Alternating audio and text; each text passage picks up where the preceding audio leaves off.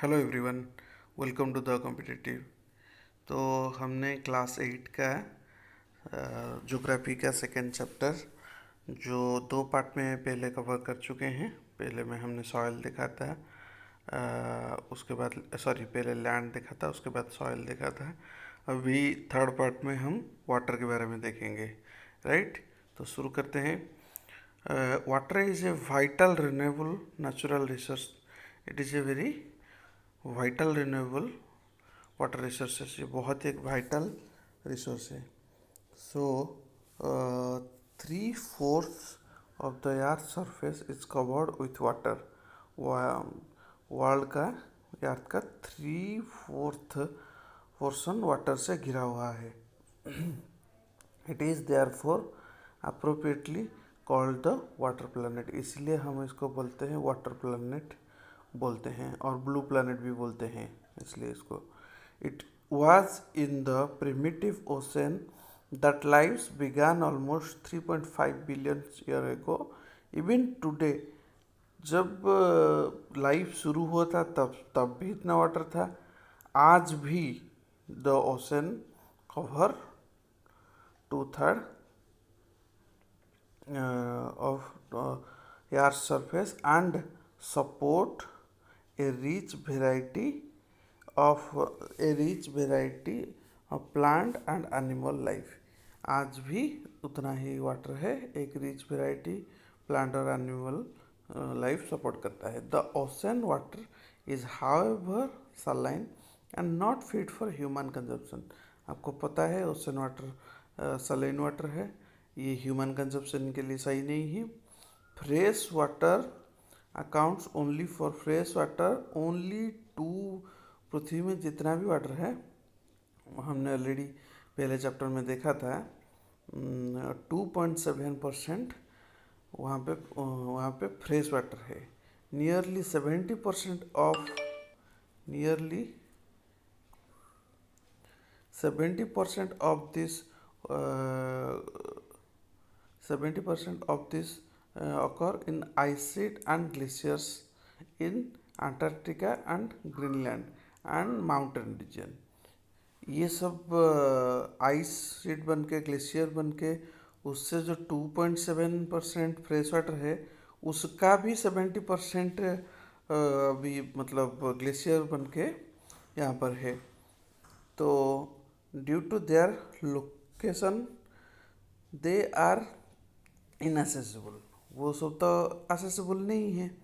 Only 1% of fresh water is available and fit for human use. सिर्फ 1% ही human के use के लिए available है। Okay, it is found as ground water. ये भी हमको मिलता है as ground water, as surface water in river and lakes and as water vapour in the atmosphere. ये भी ग्राउंड वाटर बन के, या फिर सरफेस वाटर रिवर का या लेक का, या फिर एटमॉस्फेयर में वेपर की तरह मौजूद है, ये 1%।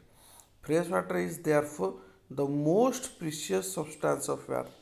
पृथ्वी का मोस्ट प्रीशियस सब्सटेंस है fresh water. Water can neither be added nor subtracted from the earth. पृथ्वी से वाटर नहीं तो ऐड किया जा सकता है, नहीं तो सब्सट्रैक्ट किया जा सकता है। Its total volume remains constant. इसका पूरा वॉल्यूम कांस्टेंट ही है।